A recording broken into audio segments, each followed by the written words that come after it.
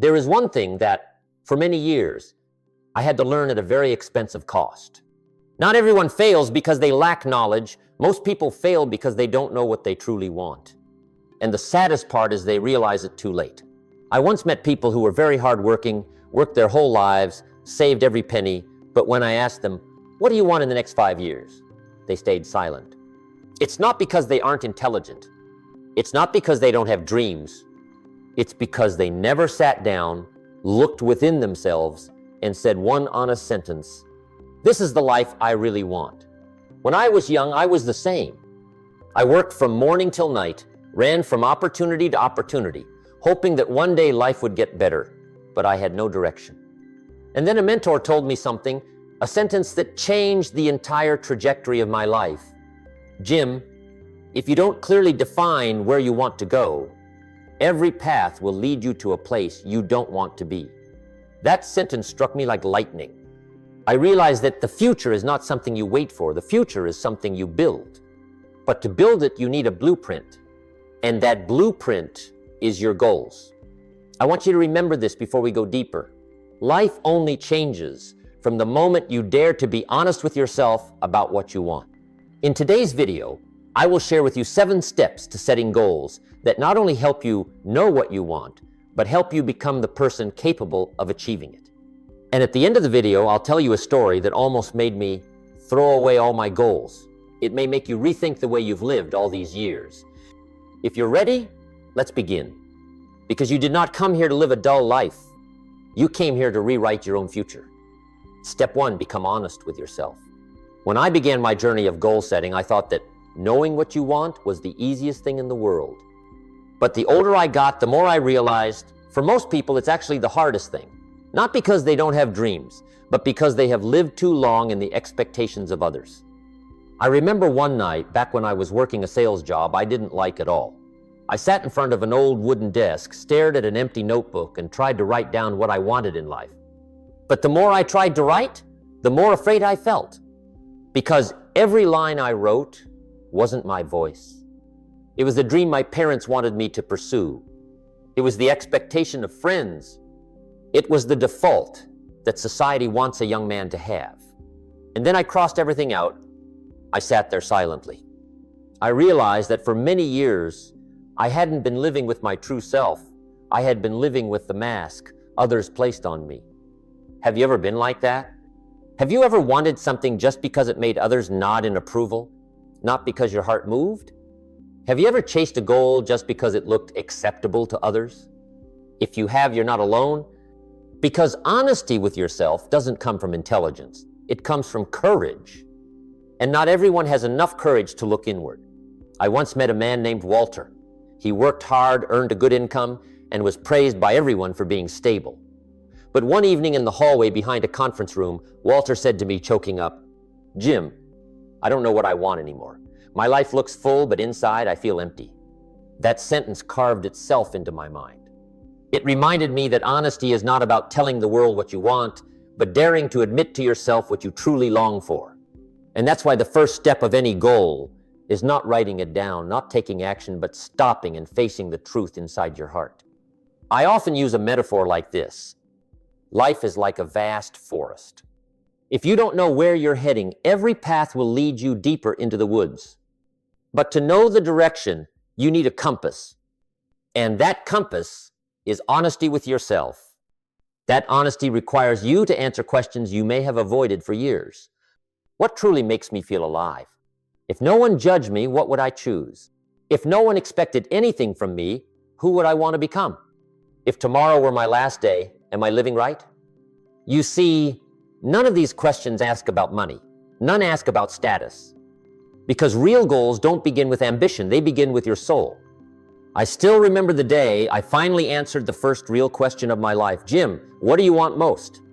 At first, I thought I wanted to be wealthy. But as I dug deeper, I realized I wanted freedom. Freedom to choose my work. Freedom to choose my life. Freedom to spend time with the people I love.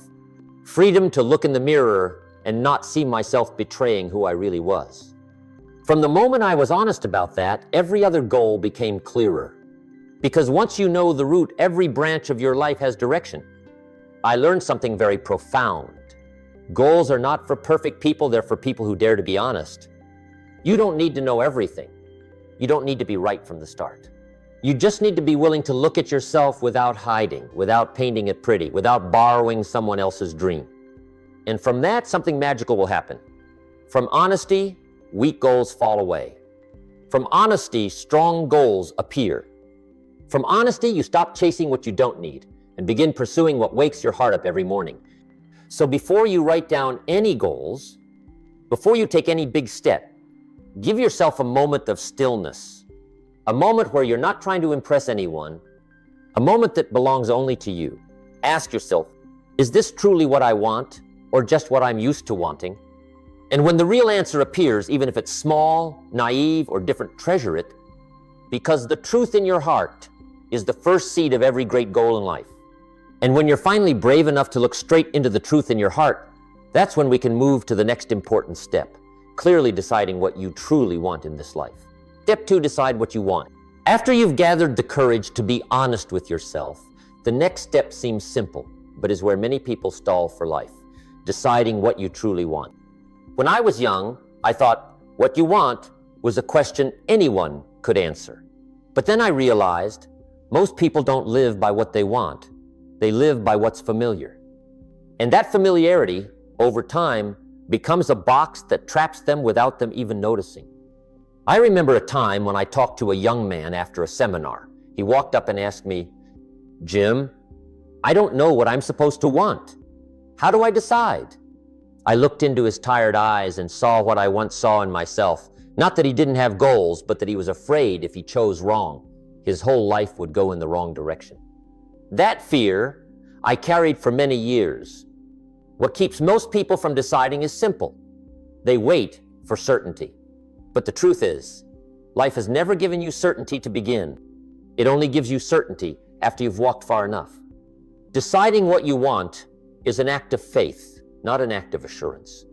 One of the first lessons I learned from my earliest mentor was, if you don't choose, life will choose for you, and life rarely chooses what you want. That sentence awakened me. I realized that for years I hadn't chosen what I wanted because I thought I was still young, still had time, still had opportunities.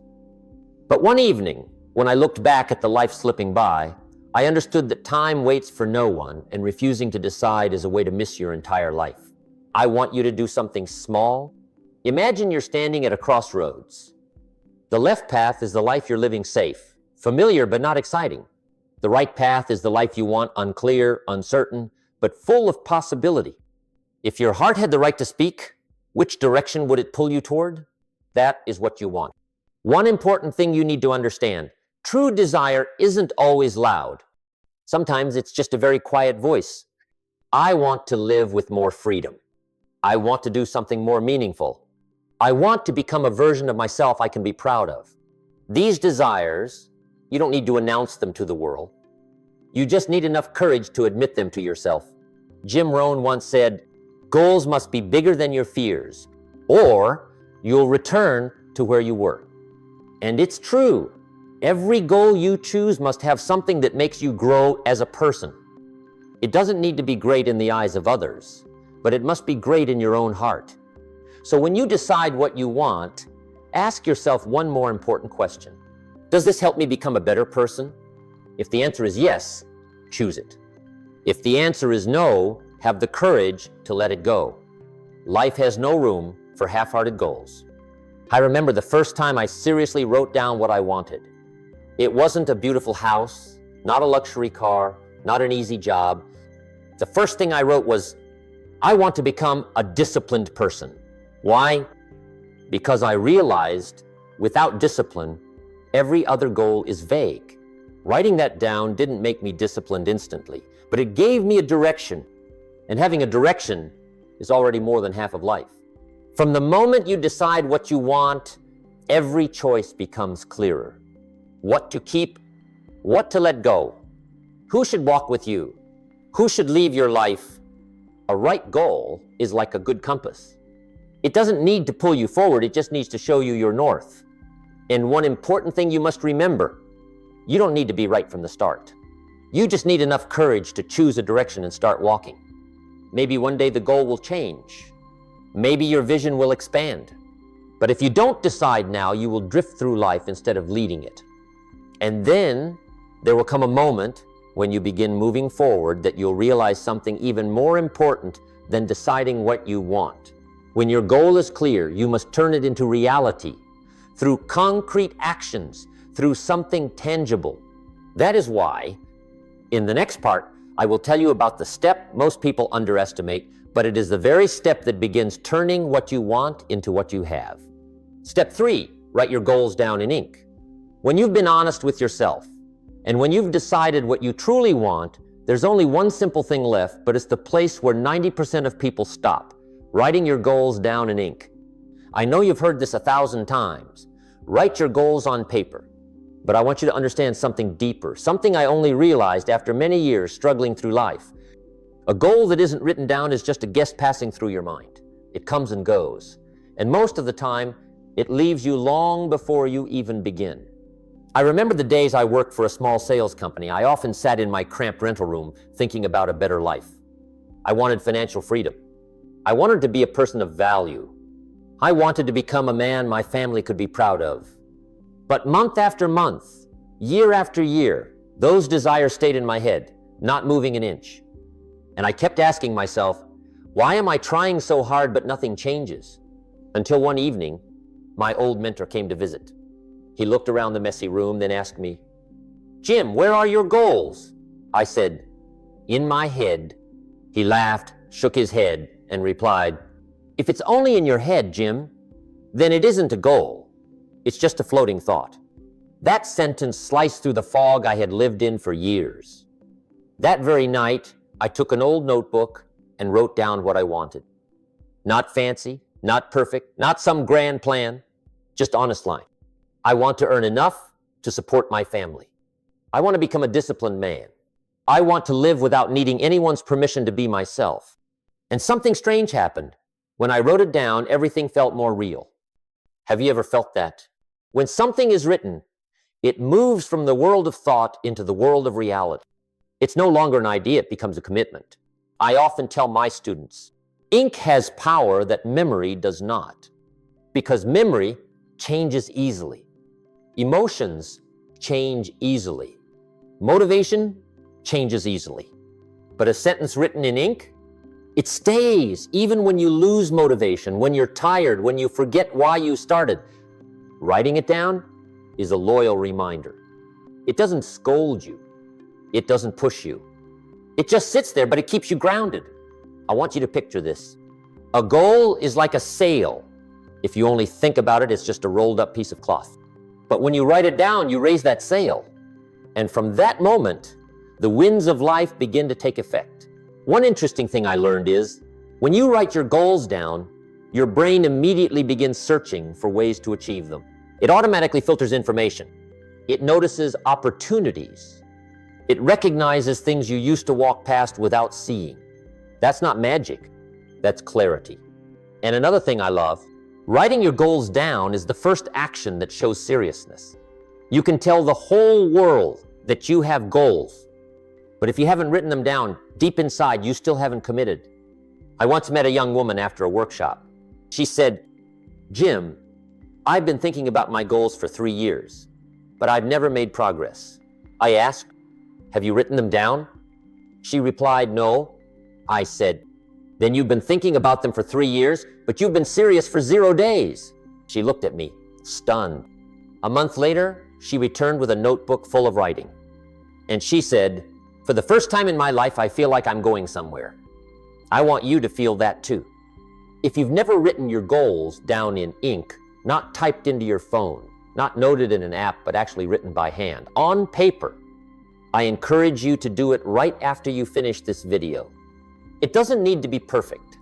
It doesn't need to be right. It doesn't need to be rushed. You just need to begin.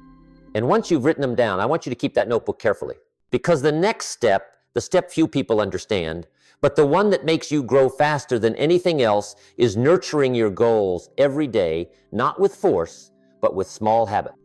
And that is what I want to share with you in the next part.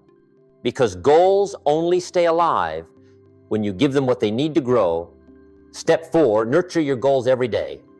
When you've written your goals down in ink, you may feel like you've done something important.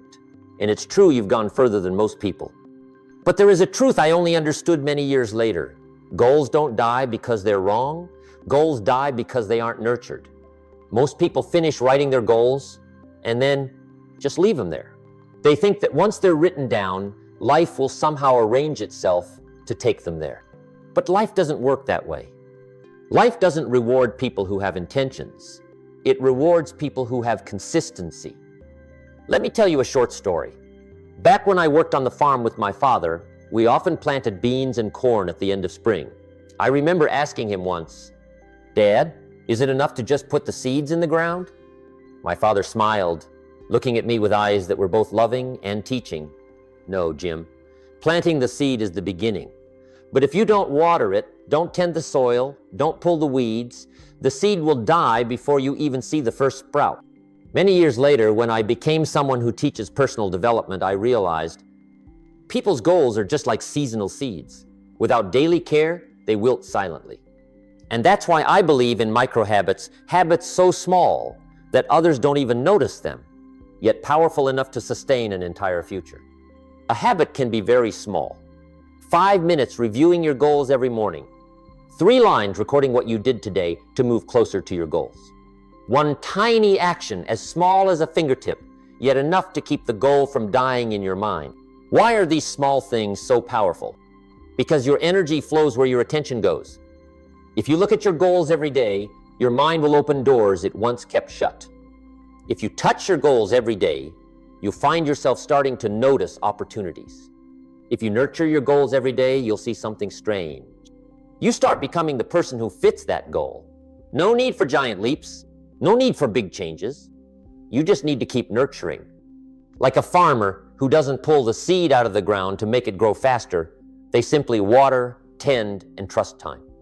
I once met a middle-aged man named Charles. He had been trying to lose weight for 15 years but kept failing. He tried every method but could only keep them up for a few weeks. One day I asked Charles, "What makes you give up?" He said, "Jim, I try to change too much, too fast, and I burn out." I smiled, patted him on the shoulder, and said, "Then why don't you try making it smaller, smaller, even smaller? So small that you can't fail?" Charles started with 10 minutes of walking a day. When he got used to it, he increased it to 15 minutes, then 20 minutes. Then one day he realized he was walking 5 kilometers without feeling strained. He lost over 40 pounds after that. I tell you this story for one simple reason. Every big goal is nurtured by small actions. You don't build a bridge with one big swing, you lay one brick at a time. You don't write a book in one sleepless night, you write one page at a time.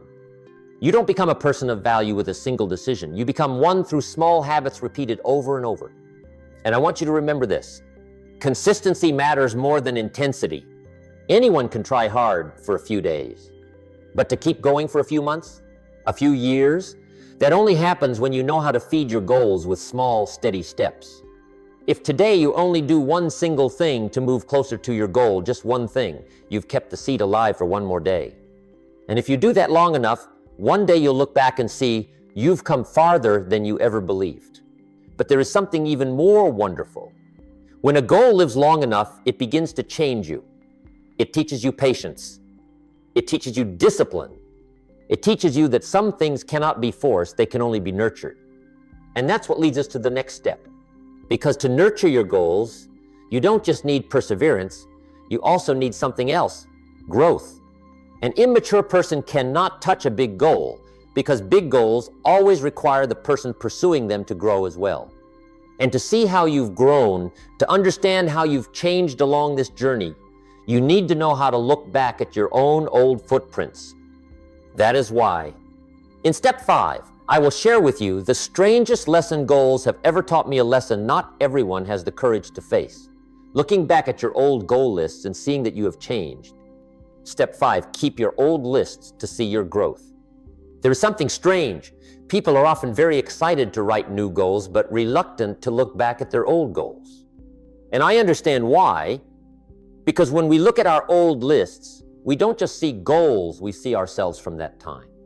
a version that wasn't mature yet, not very wise yet, sometimes so naive that even we feel a little embarrassed. But I want to tell you this. Embarrassment is not a bad thing. Embarrassment is a sign of growth. I remember the first time I opened my old goal notebook, the one I wrote more than 10 years before. I sat in my office, surrounded by bookshelves I once never imagined I would own. And as I flipped through each page, I started laughing. Some goals were very naive. Some were too small. Some were things I once thought were the whole world, but now look just like small stones by the roadside. I thought, did I really consider this a goal back then? Then I felt something deeper. I had come a very long way since the day I wrote those lines. That feeling, it wasn't pride, and it wasn't arrogance, it was gratitude. Gratitude that I hadn't given up. Gratitude that those small goals back then had led me to the bigger goals I have today. I want you to understand this. Keeping your old lists is not to compare, but to see who you've become. You remember bamboo? In the first 5 years, it barely seems to grow at all. People look at it and think it's dead. But the truth is, bamboo spends those 5 years growing its roots. And only after the roots are deep enough does it shoot up several meters in just a few weeks. Your life is like that too. Maybe 5 years ago, you wrote down very small goals, but thanks to those small goals, you were growing roots. And then one day, you rise in a way even you didn't expect. I once met a woman in her 40s named Margaret. She told me, Jim, when I was young, I used to write a goal to buy an old used car. Now when I look back, I feel like that goal was so small. I replied, no, Margaret, that goal wasn't small. It was the very first brick that built the life you have today. She burst into tears because for the first time in her life, she understood that she wasn't a failure. She was just growing layer by layer. And that's why you must keep your old lists to see how you've changed, to see that your naivety back then was the foundation of your wisdom today, to see how far you've come and how meaningful your journey has been. But there is something even more important. When you look at your old lists, you'll see what no longer matters. You'll see goals that once stood at the top of your list now carry no weight. That doesn't make you a failure, it proves you've grown.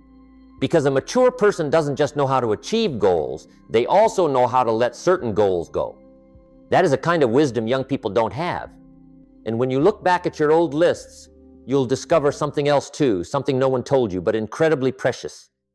There are goals you once doubted, but time has proven that you were worthy of them. They weren't too big, you just weren't big enough at the time. And this will give you a new kind of confidence. If back then I could overcome my old self, then today I can too. Old lists are like a mirror reflecting your growth.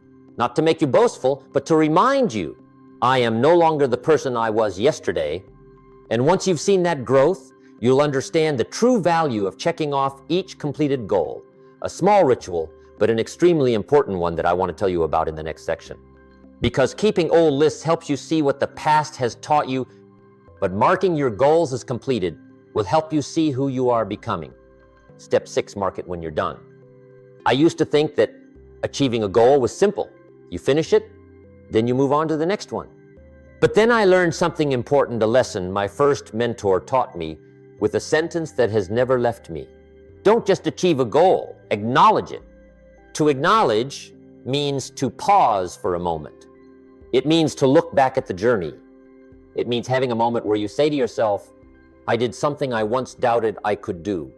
And that is why marking each goal as completed is so important. Many years ago, when I first set foot in Spain, one of the goals written in my old journal, my feelings were strange. Not excitement, not amazement, but silence. A very beautiful silence. I remember when the wheels touched the runway, I took out my notebook, opened to the exact page where that goal was written, and I did just one small thing. I put a check mark next to it. But you know what? The sound of the pen touching that page that day was louder than any cheering I've ever heard in my life. Because it didn't just mark a goal, it marked a new version of myself. I want you to understand this deeply. Every time you mark a goal as completed, you're not just confirming I've done that. You're telling yourself, I can trust me. And self-trust is the greatest asset of any journey. I once met a young man at a talk, He said, "Jim, I always doubt myself. No matter what I achieve, I still feel like I'm not good enough." I asked him, "Have you ever marked a goal as completed? Have you ever acknowledged what you've done?" He shook his head. I said, "Then how can you expect yourself to trust you when you don't even acknowledge you?" He stayed silent for a long time. A month later, he sent me a letter. In it, he wrote, "The first time I checked off one of my goals, I cried. Not because the goal was big, but because I realized that for the first time in my life, I stood on my own side." That is the power of the completion ritual. People often think motivation comes from big things, success, money, recognition. But real motivation comes from small moments, the moment you stand in front of a page, look at that check mark, and realize, I am more reliable than I thought. When you mark a goal as completed, take a few minutes to remember the day you wrote that goal, who you were back then, the doubts you carried, the small steps you took, the times you almost gave up, and finally, the moment you chose to keep going. All of that deserves to be acknowledged. And more importantly, marking goals completed helps you build a habit of winning. A small goal completed allows you to believe in a bigger goal, like climbing stairs. Each step you climb isn't just to reach the next floor, it's to prove you can take one more step. Marking your goals is not for showing off, not for bragging, not for others to see. It's a private conversation between you and your future. It's a message that says, I am moving forward. But there is another reason why marking your goals is important, a reason many people overlook. When you mark a goal as completed, you'll see which goals have expired, which goals have changed, and which goals need to be replaced with a new, stronger version. And this is what leads us to the final step, one of the most important steps that many people forget to do. Updating your vision, refreshing your goals according to your own growth. Because goals are not carved in stone. Goals are living things. They change when you change. Step 7, re-choose and renew your goals every year. There is something I took many years to realize. Goals are not a contract, they are a living thing. And living things need to be renewed. Most people write goals once, then leave them there. They never come back to ask the most important question. Now that I've changed, is this goal still right for me? I used to believe that setting goals was something fixed. I used to think that if I changed my goals, it meant I was a failure. But then I went through many ups and downs in life, met many people, many moments that made me look back, and I realized a very beautiful truth. As people grow, their goals must grow too.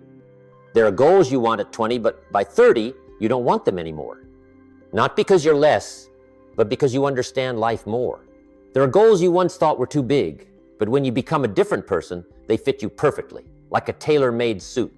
I remember one winter afternoon, I sat in my office, opened my goal list. A part of me felt strange. I saw goals that I once treated as milestones of my life, but now they no longer moved me. That day, instead of blaming myself for changing, I smiled. Because I understood that this change was proof of growth, not a sign of weakness. That's when I started doing something that I've since encouraged all my students to do. Once a year, sit down, alone, in silence, and choose your goals again. Why choose again? Because old goals sometimes belong to an old version of you, and you deserve to live according to the version you've become today. When you renew your goals, you'll discover 3 things. 1, some goals need to stay.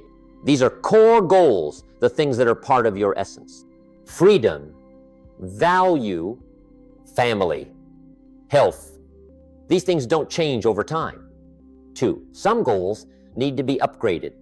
You once set a goal to earn X, but now you've grown, your skills are better, your vision is wider, and you know you can aim higher. Not out of greed, but because you've become someone capable of carrying that. 3, some goals need to be left behind. There are goals that no longer belong in your life. Those goals aren't wrong, they've simply finished their role. Like the teacher who gives you your first lessons, then you must move on. When you dare to let go of old goals, you create space for new ones. And that empty space is a form of freedom. I once met a man who held on to a goal for 15 years. to open a restaurant. But every year, he postponed it. I asked, "Do you still want that?"